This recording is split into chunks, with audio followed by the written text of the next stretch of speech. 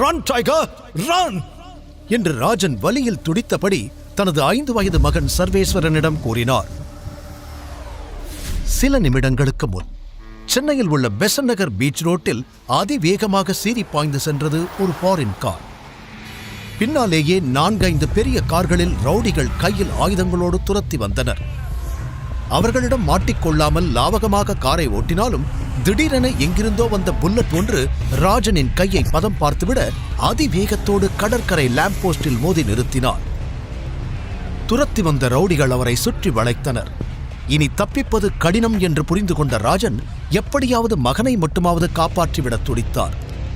தன் கையில் அணிந்திருந்த புலி முத்திரை பதித்த மோதிரத்தை கழட்டி சர்வேஸ்வரனின் சட்டை பாக்கெட்டுக்குள் திணித்தார். அப்பா, போகாதீங்கப்பா, என்னை விட்டு போகாதீங்கப்பா என்று அழுத சர்வாவை கட்டி அணைத்தவர் பின் அழுத்தமாக அவனது நெற்றியில் முத்தமிட்டார். இல்ல டைகர், ஏன் வாழ்க்கையை நான் வாழ்ந்துட்டேன், நீயாவது தப்பிக்கணும், நான் திரும்ப வரலனா அப்பாவை மன்னிச்சிடு என்று கூறிவிட்டு தனது துப்பாக்கியுடன் காரை விட்டு இறங்கியவர் தன்னை சுற்றி வளைத்தவர்களை சுட ஆரம்பித்தார். அப்பா அப்பா ப்ளீஸ் பா, போகாதீங்கப்பா என அழுதபடியே காருக்குள் தவித்தான் சர்வா. துப்பாக்கி சத்தத்திற்கு பயந்து தன் காதை பொத்திக் கொண்டான். அடுத்த சில நொடிகளிலேயே ராணாவின் குண்டுகள் ராஜன் நெஞ்சை துளைக்க மண்ணில் சரிந்து விழுந்தார் ராஜன். சிகாரை எடுத்து பற்ற வைத்தபடி ராணா தன் காலால் ராஜனை மிதிக்க அவரது பார்வை காருக்குள் மறைந்திருந்த சர்வாவை தழுவியது. இந்த துரோகியோட முகத்தை மட்டும் மறந்துடாத டைகர் என்று இறுதியாக சொன்ன ராஜனின் உயிர் பிரிந்தது. அப்பா என்று அலறி அடித்து எழுந்து அமர்ந்தான் சர்வேஸ்வரன். வியர்த்து போயிருந்த தன் முகத்தை துடைத்துக் கொண்டான். கடந்த 18 வருடங்களாக இதே கனவு அவனை தூங்க விடாமல் துரத்தி வருகிறது. கையில் அணிந்திருந்த அந்த புலி முத்திரை மோதிரத்தை பார்த்தவன் தன் அப்பாவை நினைத்துக் கொண்டான். பின் ஒரு பெருமூச்சோடு வேலைக்கு கிளம்ப தயாரானான். சர்வா என்று அழைக்கப்படும் சர்வேஸ்வரன் சென்னையில் உள்ள ஒரு பிரைவேட் கம்பெனியில் டெலிவரி பாய் வேலை செய்கிறான். 23 வயதிற்கே உரிய சுறுசுறுப்பான நடை, ஃபிட்டான உடல் என பார்ப்பதற்கு வசீகரமாகவே இருப்பான். 18 வயது வரை வடசென்னை காசிமேட்டில் ஒரு அனாதை ஆசிரமத்தில் வளர்ந்தவன் அங்கு சொல்லிக் கொடுக்கப்பட்ட தியானம், யோகா, சிலம்பம், கராத்தே, பாக்ஸிங் என பல ஆரோக்கியமான திறமைகளை நன்றாக கற்றுக்கொண்டான்.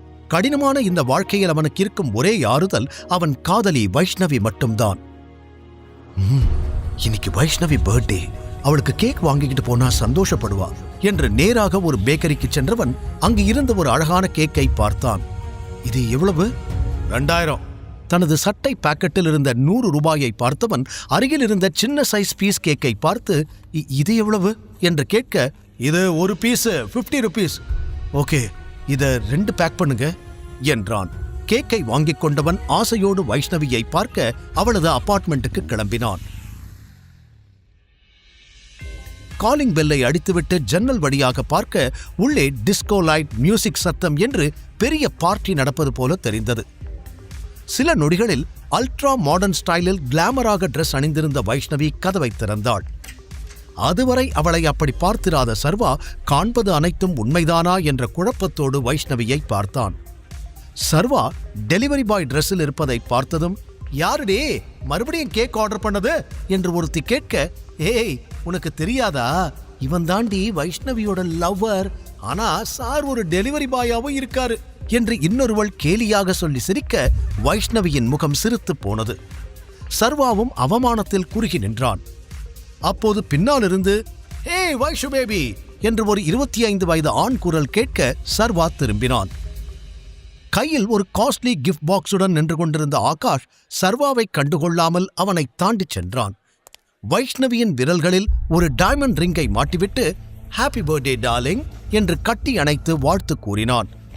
அவனை தடுக்காமல் சிரித்துக்கொண்டே கட்டி அணைத்த வைஷ்ணவி, இதுக்கு மேல நடிக்க முடியாது என்று மனதிற்குள் முடிவெடுத்தாள். ஹே லிசன் எவ்ரிவன், இனிமே ஆகாஷ் தான் என்னுடைய பாய் ஃப்ரெண்ட், லவர் எல்லாம், இந்த டெலிவரி பாய் சர்வா இல்ல, ஓகே என்று சத்தமாக சொன்னவள் ஆகாஷை தோளோடு தோள் அணைத்துக் கொண்டாள். சர்வாவின் தலையில் இடி விழுந்தது போல பெரும் அதிர்ச்சி. வைஷு, நீ என்ன பேசிக்கிட்டு இருக்க, எதுக்காக இப்படி எல்லாம் பண்ற என்று அதிர்ச்சியுடன் அவன் கேட்க, அவளை வேற என்னடா பண்ண சொல்ற, உன்ன மாதிரி ஒரு பிச்சைக்காரன் கூட வாழ்க்கை முழுக்க இருந்து கஷ்டப்பட சொல்றியா? அதான் சொல்லிட்டா இல்ல, கிளம்பு என்று ஆகாஷ் நக்கலாய் சொன்னான். அனைவரும் சத்தமாக சிரிக்க சர்வாவின் முகம் கோபத்தில் சிவந்தது, கைகள் முறுக்கேறியது. அடுத்த நொடி அவன் விட்ட பஞ்சில் ஆகாஷின் மூக்கு உடைந்து ரத்தம் கொட்டியது. அவன் ஆ என கத்தி வலியில் துடிக்க கையில் வைத்திருந்த கேக்கை வைஷ்ணவியின் முகத்தின் மீது வீசி எறிந்தவன், சீ, நீ எல்லாம் ஒரு ஆளுன்னு உன்னை போய் சின்சியரா லவ் பண்ணேன் பாரு, என்ன சொல்லணும் என்று கூறியவன் அங்கிருந்து கிளம்பி விட்டான். வெளியே வந்தவன் நேராக வைன் ஷாப் சென்று அனைத்தையும் மறப்பதற்காக கடகடவென குடிக்க ஆரம்பித்தான். கடைசியாக ரோட்டில் தள்ளாடியபடி நடந்தவன் ஒரு நிலைக்கு மேல் அப்படியே சரிந்து ரோட்டோரமாய் மயங்கி விழுந்தான். அவன் கையில் இருந்த சரக்கு பாட்டில் உருண்டு போய் அந்த ரோட்டின் எதிர்புறம் நின்றிருந்த ஒரு விலை உயர்ந்த காரின் டயரில் மோதி நின்றது. அதற்குள் அமர்ந்து எரிச்சலோடு ஸ்மோக் செய்து கொண்டிருந்தான் தீரஜ். பணக்கார வீட்டு இளைஞனான அவன் சீப்பான சந்தோஷத்திற்காக எந்த எல்லைக்கும் செல்லக்கூடியவன். இந்த வேதிக்காவை என்ன பண்றதுன்னு புரியலையே. ஃபேமிலி பிசினஸ்ல நாளுக்கு நாள் அவளோட கை ஓங்கிட்டே இருக்கு. கழவனும் அவளை நம்ப ஆரம்பிச்சிட்டான். என்ன பண்றது என்று தன் சிஸ்டரை பற்றி தீவிரமாக சிந்தித்துக் கொண்டிருந்தவனின் பார்வை ரோட்டோரமாய் கிடந்த சர்வாவின் மீது பட்டது. அடுத்த நொடியே ஒரு திட்டத்தை போட்டு மனதிற்குள் சிரித்தவன் தனது நண்பர்களிடம், அவனை தூக்கிடுவாங்கடா என்று சொன்னான். 2 பேர் அவனை தூக்கி தீரஜின் காருக்குள் பின்சேட்டில் போட்டனர். நேராக ஒரு ஸ்டார் ஹோட்டல் முன்பு வந்து நின்றது தீரஜின் கார். சர்வாவோடு அவனது நண்பர்கள் காரிலிருந்து இறங்க, ரூம் நம்பர் 396 இவனை அங்க போட்டுட்டு வாங்க. டேய், மறக்காம இவன் ட்ரெஸ் எல்லாம் 65 வயது மதிக்கத்தக்க கம்பீரமான ஒரு நபர் கோட் சூட்டில் நரைத்த பெரிய மீசை தாடி கையில் ஸ்டிக்குடன் அந்த ரூமிற்குள் நுழைந்தார். அவர் பெயர் அதியமான். தாத்தா, பாத்தீங்களா இவன் என்ன வேலை பண்ணிருக்கான்னு என்று தீரஜ் ஏத்திவிட கோபத்தோடு வேதிகாவை பார்த்தவர் பளார் என அறைந்தார். எப்பேற்பட்ட குடும்பத்துல பிறந்துட்டு என்ன வேலை பண்ணிருக்க நீ என்று அவளை திட்டியவர் அருகிலிருந்த சர்வாவை முறைக்க, சார், நீங்க நினைக்கிற மாதிரி நான் எந்த தப்பும் பண்ணல என்று சற்று தயக்கத்துடன் அவன் ஏதோ சொல்ல வர, என்னடா பண்றதெல்லாம் பண்ணிட்டு நல்லவன் மாதிரி நடிக்கிறியா? டேய், இவன் அடிங்கடா என்று தீரஜ் சொல்ல அவனும் அவனது நண்பர்களும் சர்வாவை அடிக்க ஆரம்பித்தனர். நிறுத்துங்க என்று கத்திய அதியமான் சர்வாவின் சட்டையை பிடித்து இழுத்தார். யாருடா நீ? எவ்வளோ தைரியம் இருந்தா எங்க வீட்டு பொண்ணு மேல கை வச்சிருப்ப என்று கத்தினார். சர்வா பதில் பேச முடியாமல் தடுமாறி நிற்க உடனே அதியமான், எப்ப இப்படி ஒரு தப்பு நடந்துச்சோ இதுக்கு மேல இதை இப்படியே விட்டா சரி வராது. 2 பேருக்கும் உடனே கல்யாணம் பண்ணி வச்சிடணும். நீரஜ், நாளைக்கே அதுக்கான ஏற்பாட்டை பண்ணிடு. இனி இவன் தான் நம்ம குடும்பத்தோட மாப்பிள்ளை, வேதிகாவோட புருஷன் என்று அழுத்தமாக கூற வேதிகா அதிர்ச்சியில் மலைத்து நின்றாள்.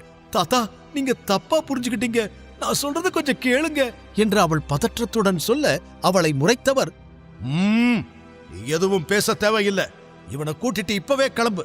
சாயங்காலம் விக்ரமனோட பார்ட்டி இருக்கு, அங்க இவன் தான் உன்னுடைய ஃபியான்சேன்னு எல்லாருக்கும் இன்ட்ரோடியூஸ் பண்ணி வைக்கணும் என்று கண்டிப்புடன் சொல்லியவர், நான் சொன்னதை மீறி ஏதாவது நடந்துச்சு அப்புறம் நீ திரும்ப வீட்டுக்குள்ளேயே வர முடியாது என்று மிரட்டிவிட்டு சென்றார். தீரஜும் தன் திட்டம் வெற்றியடைந்த மகிழ்ச்சியில் வேதிகாவை பார்த்து நக்கலாக சிரித்துவிட்டு சென்றான். அடி வாங்கிய சர்வா வலியில் முனகிக் கொண்டிருக்க வேதிகா அவனிடம், யாருடா நீ, ஏன் இப்படி என் வாழ்க்கையை நாசமாக்குற என்று தன் தலையில் கை வைத்து அழ ஆரம்பித்தாள். இதற்கு சர்வாவிடம் எந்த பதிலும் இல்லை. பின் கண்ணீரை துடைத்தவள், உனக்கு என் ஃபேமிலி பத்தி தெரியாது, தாத்தா சொல்லிட்டா அதை மாத்தவே முடியாது, என் தலை எழுத்து இனி உன் கூடதான் ஆயிடுச்சு, கிளம்பி தோல என்று சர்வாவை தன் காரில் கூட்டிச் சென்று அவன் வீட்டில் இறக்கிவிட்டவள், ரெடியா இரு, ஈவினிங் 5 o'clock நான் வந்து உன்னை பிக்கப் பண்ணிக்கிறேன் என்று கூறியவள் விருட்டென கிளம்பிச் சென்று விட்டாள். அப்போதும் சுற்றி நடப்பது புரியாமல் நின்றிருந்த சர்வா, நான் எப்படி அங்க போனேன், என்னதான் நடந்துச்சு நேத்து நைட்டு என்று தலையை பிடித்துக் கொண்டான். பிறகு, என்ன இருந்தாலும் நான் அப்படி பண்ணிருக்க கூடாது, என்னால ஒரு பொண்ணு வாழ்க்கையே கெட்டு போச்சு என்று தன் மீது கோபப்பட்டு கொண்டவன் குற்ற உணர்ச்சியில் தவித்தான். சரியோ தப்போ, இனி இவ கூட தான் நம்ம லைஃப் என்று முடிவெடுத்தவன் பார்ட்டிக்கு கிளம்ப தயாரானான். சொன்னது போலவே ஈவினிங் 5 o'clock காரில் வந்து அவன் வீட்டு முன்னால் நின்றாள் வேதிகா. அவளது ஸ்கை ப்ளூ ரிச் காஸ்டியூமை பார்த்து மயங்கி போனான் சர்வா. என்ன அழகடா இந்த பொண்ணு, இவளுக்கு இனிமே நான் தான் புருஷனா? தன்னைத்தானே கிள்ளிக் கொண்டவன் தனது அப்பா கொடுத்த புலி முத்திரை கொண்ட மோதிரத்தை சுழற்றியபடி காரில் ஏற வந்தான். தயவு செஞ்சு அதை கழட்டி போடுறியா, பார்க்கவே கேவலமா இருக்கு என்று கூறினாள் வேதிகா. இல்ல, இதுதான் எனக்கு எல்லாமே, இதை கழட்ட முடியாது என்று அவன் ஸ்டபனாக கூறியதும் எரிச்சல் அடைந்தவள் கெட்டன் என்றாள். காருக்குள் நிறைந்திருந்த அவளின் காஸ்ட்லியான யூனிக் பெர்ஃப்யூம் வாசனையும் காகிள்ஸ் அணிந்தபடி அவள் கார் ஓட்டும் ஸ்டைலும் சர்வாவை ரசிக்க வைத்தது. அடுத்த 20 நிமிடங்களுக்கு இருவரும் ஒரு வார்த்தை கூட பேசிக்கொள்ளவில்லை. பார்ட்டி நடக்கும் இடத்திற்கு வந்து சேர்ந்ததும் காரை நிறுத்தியவள் அவனோடு ஒன்றாக உள்ளே சென்றாள். பார்ட்டி நடக்கும் விக்ரமனின் போட்ஸ் கிளப் வில்லா பிரம்மாண்டமாய் அலங்கரிக்கப்பட்டிருந்தது. அனைத்தையும் ஆச்சரியமாய் பார்த்தபடி உள்ளே நுழைந்தான் சர்வா. அப்போது முகத்தில் பிளாஸ்டரோடு அங்கு வந்து நின்றான் அவனின் எக்ஸ் லவ்வர் வைஷ்ணவியின் திடீர் காதலன் ஆகாஷ். சர்வாவின் சட்டையை பிடித்தவன், உனக்கு இங்கென்னடா வேலை என்று மிரட்ட சர்வா அவனை முறைத்தான். ஏய், என்ன பண்ற? இவர் என்னோட ஃபியான்சே, கையை எடு என்று அதட்டலாக சொன்னாள் வேதிகா. அதை கேட்டு அங்கிருந்த அனைவருமே அதிர்ச்சியாகினர். சர்வாவும் தன் புருவம் உயர்த்தி சின்ன ஆச்சரியத்துடன் வேதிகாவை பார்த்தான். வாட், உனக்கு என்ன பைத்தியம் பிடிச்சிருக்கா? இவனே ஒரு டெலிவரி பாய், இவனை போய் உன் ஃபியான்சேன்னு சொல்ற என்று அதிர்ச்சியுடன் கேட்டான் ஆகாஷ். ஆனால் வேதிகாவோ அதற்கு பதில் சொல்லாமல் அங்கிருந்து நகர்ந்துவிட, இப்ப நான் யாருன்னு தெரிஞ்சிடுச்சுல, இன்னொரு தடவை தேவையில்லாம என்கிட்ட வம்பிடுத்த வாய உடைச்சிடுவேன் என்று சர்வா ஆகாஷை அடிக்க கைவோங்க அந்த பார்ட்டியை ஹோஸ்ட் செய்யும் விக்ரமன் அங்கு வந்தார். 55 வயதிலும் எலீட் பிசினஸ்மேன் லுக்கில் திடகாத்திரமாக ஸ்டைலாக இருந்தார் விக்ரமன். என்ன பண்றீங்க ரெண்டு பேரும்? இவனை யாருமே இங்க இன்வைட் பண்ணல, திருட்டுத்தனமா உள்ள வர பார்க்கறான் என்று ஆகாஷ் வேகமாக சொல்ல சர்வாவை கூர்ந்து பார்த்தார் விக்ரமன். அவனது முக அமைப்பும் உடல் தோரணையும் அவரை ஒரு நொடி ஆச்சரியத்தில் ஆழ்த்தியது. ஹலோ சார், நான் எந்த பிரச்சனையும் பண்ண வரல. உங்களை பார்த்ததும் இவன் தான் அப்படியே கதையை மாத்தி சொல்றான். முடிஞ்சா இவனை துரத்தி விடுங்க என்று கூறிவிட்டு சர்வா அங்கிருந்து நகர பார்க்க, ஒரு நிமிஷம் என்று அவன் விரலில் இருந்த புலி மோதிரத்தை பிடித்து உற்று பார்த்த விக்ரமனின் முகம் அடுத்த நொடி மாறியது. சில நொடிகள் யோசித்தவர் சர்வாவை நெருங்கி வந்தார். உங்க கூட ஒரு 2 நிமிஷம் நான் தனியா பேசலாமா என்று பவ்யமாக அவர் கேட்க, அவரது பணிவை பார்த்த அனைவருமே புரியாமல் திகைத்து போய் நின்றனர். என்கிட்ட பேசணுமா என்று சர்வாவும் சந்தேகமாக கேட்க, ஆமா, என் கூட கொஞ்சம் வாங்க என்று தனியாக அவரது பிரைவேட் ரூமிற்கு அழைத்துச் சென்றார். உங்க மோதிரத்தை நான் பார்க்கலாமா என்று மோதிரத்தை கையில் வாங்கி அதிலிருந்த புலி முத்திரையும் அதற்கு நடுவில் எழுதியிருந்த டி என்ற எழுத்தையும் பார்த்தவர் மீண்டும் அதிர்ந்து, டைகர் என்று மெல்லிய குரலில் கூறினார். சர்வா அந்த வார்த்தையை கேட்டதும் அவரை சட்டென்று நிமிர்ந்து பார்த்தான். இந்த பேரு என் அப்பாவுக்கு மட்டும்தான் தெரியும், உங்களுக்கு எப்படி என்று சர்வா புரியாமல் கேட்க, கண்கள் கலங்க அவனை பார்த்தவர், 18 வருஷமா உன்னைத்தான் தேடிக்கிட்டு இருக்கேன் டைகர், நீ எங்க ராஜனோட பையன்தானே என்று அவர் கேட்க, சர்வா ஆமா என்று தலையாட்டினான். எமோஷனலாக அவனை கட்டி அணைத்துக் கொண்டவர் வேகமாக ஒரு ஸ்கிரீனை விலக்கினார். ஒரு பெரிய சைஸ் பழைய போட்டோ சுவற்றில் பதிந்திருந்தது. அதில் சர்வாவின் அப்பா ராஜன், விக்ரமன் மற்றும் ராணா மூவரும் இளம் வயதில் நண்பர்களாக சிரித்தபடி நின்று கொண்டிருந்தனர். அதில் தன் அப்பாவை கொன்ற ராணாவின் முகத்தை பார்த்ததும் சர்வா அதிர்ச்சி அடைந்தான். இந்த துரோகியோட முகத்தை மட்டும் மறந்துடாத டைகர் என்று அவன் அப்பாவின் இறுதி வார்த்தைகள் அவன் காதுகளில் மீண்டும் ஒலிக்க, கோபத்தில் அவன் முகம் சிவந்தது. தன் உணர்ச்சிகளை கட்டுப்படுத்திக் கொண்டான். என் பேரு விக்ரமன், உன் அப்பாவோட உயிர் நண்பன். உன் அப்பா, நான், ராணா, நாங்க 3 பேரும் சேர்ந்துதான் இந்த H&T பிசினஸ் சாம்ராஜ்யத்தை உருவாக்கணும். ஆனா இதோட வெற்றியில பெரிய பங்கு உங்க அப்பாவோடதுதான்.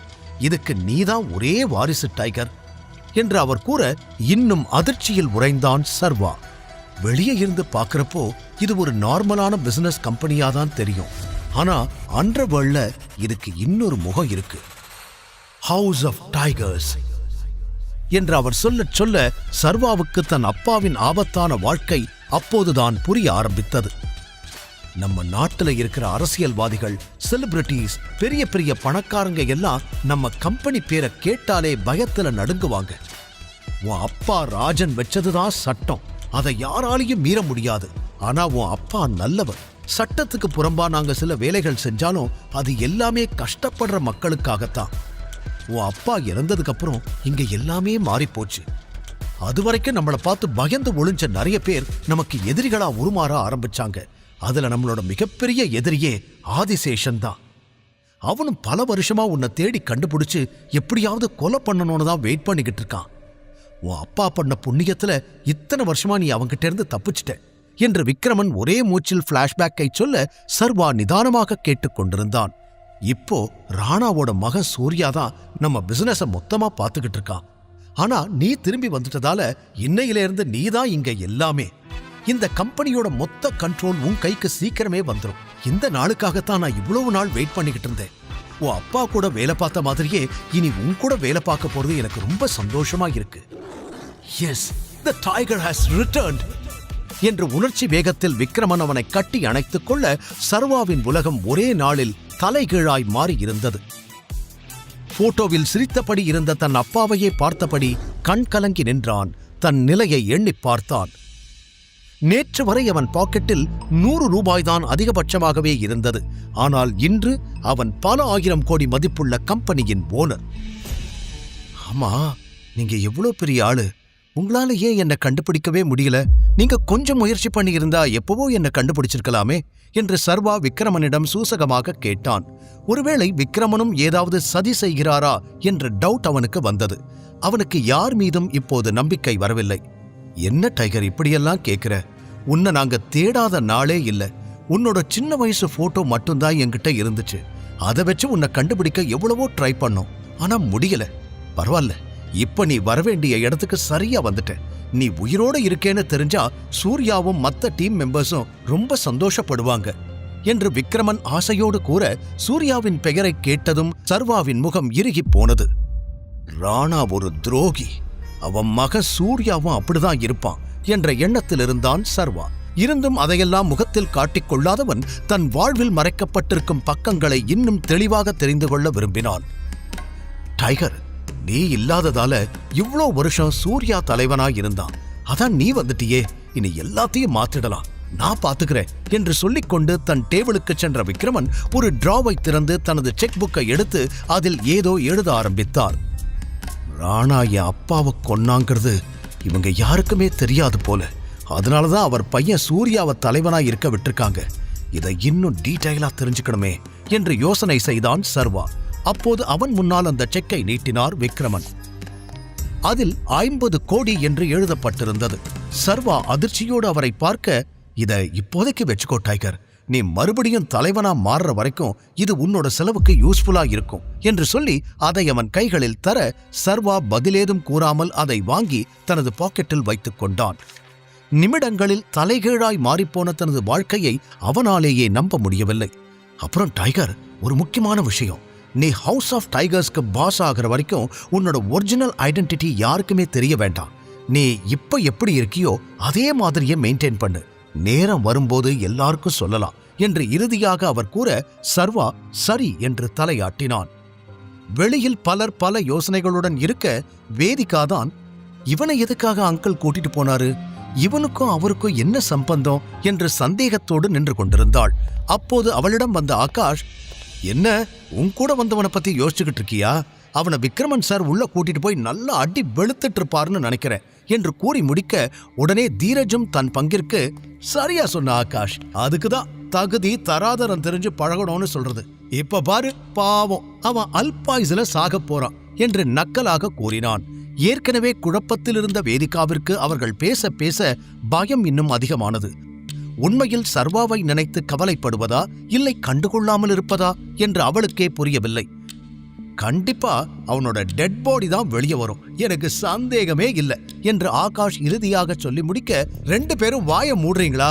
நீங்க சொல்ற மாதிரியெல்லாம் எதுவும் நடக்காது, உங்க வேலை என்னவோ அதை மட்டும் பாருங்க என்று பற்களை கடித்துக் கொண்டு கூறினாள்.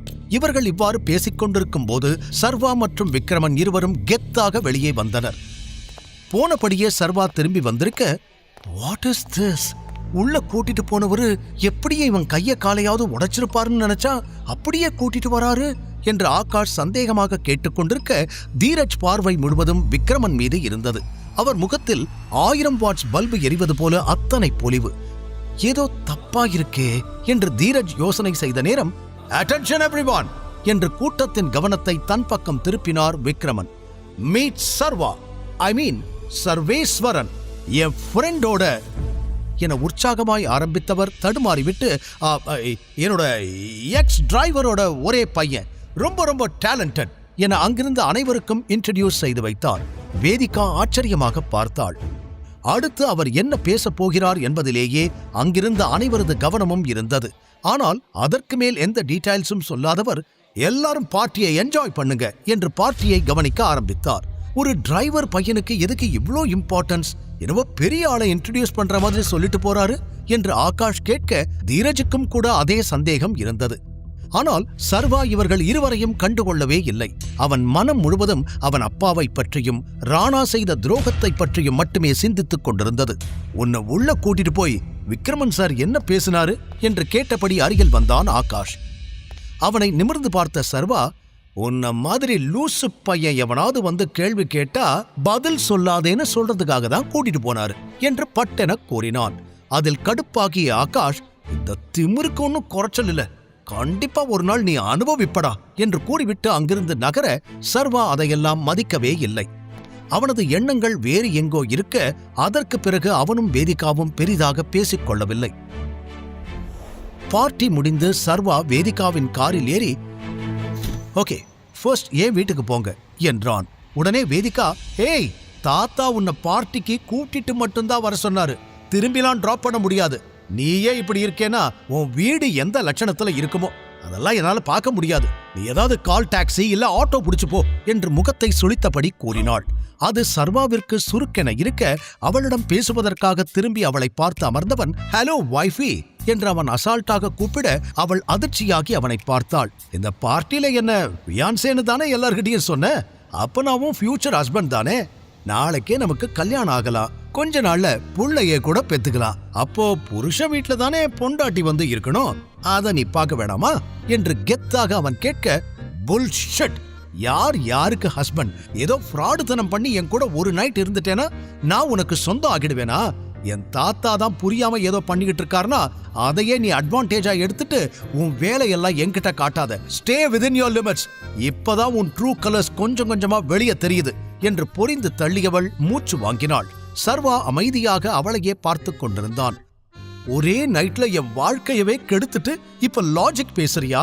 முதல்ல நேத்து நைட் எப்படி என் ரூம்குள்ள வந்த அத சொல்லு என்று அவள் கோபத்தில் கேட்க, அதே கேள்விய நான் உன்கிட்ட கேட்கிறேன், நீதான் என்ன உன் ரூமுக்கு கூட்டிட்டு வந்தியா என்றான் சர்வா அவளை நேருக்கு நேர் பார்த்து. அதை சற்றும் எதிர்பாராத வேதிகா ஒரு நொடி திணறிப் போனாள். பின் சமாளித்துக் கொண்டவள், பண்றதெல்லாம் பண்ணிட்டு என்னையவே கேள்வி கேட்கிறியா? உன்கிட்ட பேசுறதுக்கெல்லாம் எனக்கு டைம் இல்ல. நீ உன் வீட்டுக்கு போ, நான் ஏன் வீட்டுக்கு போறேன். ஒருவேளை ஃபியூச்சர்ல நம்ம ஒன்னா தங்க வேண்டிய நிலைமை வந்தா அப்பவும் நீ தான் என் வீட்டுக்கு வருவ. அங்க என் வீட்டு சர்வன்ஸ் தங்குற இடத்துல இப்பவே உனக்கும் ஒரு பிளேஸ் ரெடி பண்ணி வைக்க சொல்றேன் என்று திமிராக சொன்னாள். அந்த வார்த்தை சர்வாவை ஆழமாக தாக்கியது. ஆனால் அவன் உள்மனது சொன்னது நிச்சயமாக வேதிகாவின் இயல்பான குணம் இது இல்லை என்று. ஆகாஷும் தீரஜும் அவமானப்படுத்தும் போது இவள்தானே அதை தடுத்து காப்பாற்றினாள் என்று மனதுக்குள் அலசி பார்த்தவன் தன்னை சமாதானப்படுத்திக் கொண்டான். பின் சிறிது நேரத்தில் அவள் இறக்கிவிட்டு சென்றுவிட, வெறுமையான தன் ஹவுசிங் போர்டு அறையை பார்த்தவன் மனதிற்குள் சொல்ல முடியா பல எண்ணங்கள் ஓடியது. அடுத்த நாளும் வழக்கம் போல கனவு கண்டு தூக்கத்தில் அடித்து பிடித்து எழுந்தான் சர்வா. வழக்கமாக தன்னை சமாதானப்படுத்திக் கொள்வதில் அவனுக்கு பல சிரமங்கள் இருக்கும். ஆனால் நேற்று விக்ரமனை சந்தித்த பிறகு பாரங்கள் பாதியாக குறைந்திருக்க, அப்பா நீங்க உருவாக்குன சாம்ராஜ்யம் அப்படியே இருக்கு, அதை என் கைக்கு கொண்டு வரணும். நீங்க ஆசைப்பட்டபடி டைகரா நான் மாறுவேன்பா, இனி அதுதான் என் கோல் என்று தனக்குத்தானே சொல்லிக் கொண்டவன் எழுந்து கிளம்ப ஆரம்பித்தான். அப்போது அவனுக்கு ஒரு அழைப்பு வந்தது. நான் அதிகமான், வேதிகாவோட தாத்தா பேசுறேன். நீ இன்னும் 1 hourல ரெஜிஸ்டர் ஆபீஸ்ல இருக்கணும், புரியுதா? நீ வரல, உன்னை எப்படி வர வைக்கணும்னு எனக்கு தெரியும் என்று கோபமாக சொல்லி அழைப்பை துண்டித்தார். வான்னு சொன்னாலே நான் வரப்போறேன், எதுக்கு இவர் இவ்வளோ எனர்ஜியை வேஸ்ட் பண்றாருன்னு தெரியலையே என்று நினைத்துக் கொண்டவன் கிளம்பினான். ஏற்கனவே இனி வேதிகாவும் அவளது குடும்பத்தினரும் என்ன சொன்னாலும் அதை அப்படியே கேட்க வேண்டும் என முடிவெடுத்து விட்டதால் இதெல்லாம் ஒரு விஷயமாகவே அவனுக்கு தெரியவில்லை. ரெஜிஸ்டர் ஆபீஸில் அதியமான், வேதிகா, தீரஜ் மூவர் மட்டுமே இருக்க சர்வா அங்கு சென்றான். ஃபார்மாலிட்டிஸ் எல்லாம் முடிச்சாச்சு, கையெழுத்து மட்டும் போடு என்று தீரஜ் கூற பதில் எதுவும் பேசாமல் அவர்கள் காட்டிய இடத்தில் கையெழுத்து போட்டான். வேதிகா அவனை எரிச்சலோடு பார்த்தாள். பின் அவளும் கையெழுத்து போட, என்ன கல்யாணம்னு சொன்னாங்க, இவ்வளோ சிம்பிளா பண்ணிட்டாங்க, பொண்ணோட அப்பா அம்மா கூட வரலையே, இவ என்ன டெஸ்ட் டியூப் பேபியா என்று சம்பந்தமில்லாமல் அவன் சிந்தித்துக் கொண்டிருந்தான். இது மட்டும் அவளுக்கு தெரிந்திருந்தால் அங்கேயே அவனை துரத்தி துரத்தி அடித்திருப்பாள். டாக்குமெண்ட்ஸை சரிபார்த்த ரெஜிஸ்டர், எல்லாம் ஓகே சார், இன்னும் 1 வீக்ல மேரேஜ் சர்டிபிகேட் ஆன்லைன்ல எடுத்துக்கலாம் என்று சொல்ல அங்கிருந்து வெளியே வந்த அதியமான், இன்னையிலிருந்து நீங்க 2 பேரும் லீகலா ஹஸ்பண்ட் அண்ட் வைஃப், இனிமேலாவது ஒழுக்கமா இருங்க என்று இருவரையும் பார்த்து சொன்னவர், சீக்கிரமா இவனை நம்ம வீட்டுக்கு கூட்டிட்டு வர வழிய பாரு, தீரஜ் போகலாம் என்று வேதிகாவிடம் சொல்லிவிட்டு தன் காரில் ஏறி சென்று விட்டார். அவனை திரும்பி ஒரு லுக் விட்ட வேதிகாவும் எதுவும் சொல்லாமல் அங்கிருந்து கிளம்பிவிட, என்னடா நடக்குதுங்க, மஞ்சள் தண்ணி ஊத்தி ஆட்ட வெட்டுற மாதிரி வர சொன்னாங்க, கையெழுத்து போட சொன்னாங்க, கல்யாணம் முடிஞ்சிடுச்சுன்னு எல்லாரும் கிளம்பி போயிட்டாங்க, டெலிவரி பாயா இருந்த எனக்கு இப்படி ஒரு இன்ஸ்டன்ட் மேரேஜ் நடக்கும்னு கனவுல கூட நினைச்சு பார்த்தது இல்லையே, என்னவோ போடா, இன்னும் என் வாழ்க்கையில நான் என்னென்னலாம் பார்க்கணுமோ என்று தனக்குள் புலம்பியவன் அங்கிருந்து கிளம்பினான். பின் அடுத்த அரை மணி நேரத்தில் தான் டெலிவரி பாயாக வேலை செய்யும் ஆபீஸுக்கு வந்து சேர்ந்தான். அவன் காரிடாரில் நடந்து கொண்டிருந்த நேரம், ஹலோ பிஸி டெலிவரி பாய் என்று பின்னாலிருந்து ஹரீஷ் கத்தும் சத்தம் கேட்டது. ஹரீஷும் அவனோடுதான் வேலை செய்கிறான். ஆனால் அவனுக்கு வேலை செய்வதை விட சர்வாவை மட்டம் தட்டி பேசுவதுதான் ரொம்ப பிடிக்கும். எனவே என்ன விஷயம்னு சொல்லு என்று பேச்சை கத்தரித்தான் சர்வா. பாஸ் உன்னை கூப்பிடுறாரு, நேத்து இன்ஃபார்ம் பண்ணாம வேலைக்கு லீவ் போட்டுட்ட, அப்புறம் இன்னைக்கும் லேட்டு என்று சொல்ல தன் பாஸின் கேபினுக்கு சென்ற சர்வா, குட் மார்னிங் சார் என்று சொல்ல அவனுக்கு எதிரே பெரிய தொப்பையோடும் சொட்டை தலையோடும் அமர்ந்திருந்த அவன் பாஸ் சர்வாவை ஏளனமாக பார்த்தார். இந்த ஒண்ணுதான் குறைச்சல், நேத்து எதுக்கு லீவ் போட்ட என்று கத்த, சார் மாசத்துக்கு ஒரு தடவை கேஷுவல் லீவ் எடுக்கலாம் இல்ல என்றான் சர்வா நியாயமாகவே. வாய மூடு, இது என்ன உன் அப்பனோட கம்பெனியா என்றவர் எகிற சர்வா அவரை தீயாய் பார்த்தான். என்ன முறைக்கிற, இப்பவே இடத்த காலி பண்ணு, இனிமே உனக்கு இங்க வேலை கிடையாது என்று சொல்ல எப்படியும் தனக்கு இந்த நிலைமை வரும் என்றவன் ஏற்கனவே யூகித்து வைத்திருந்தான்.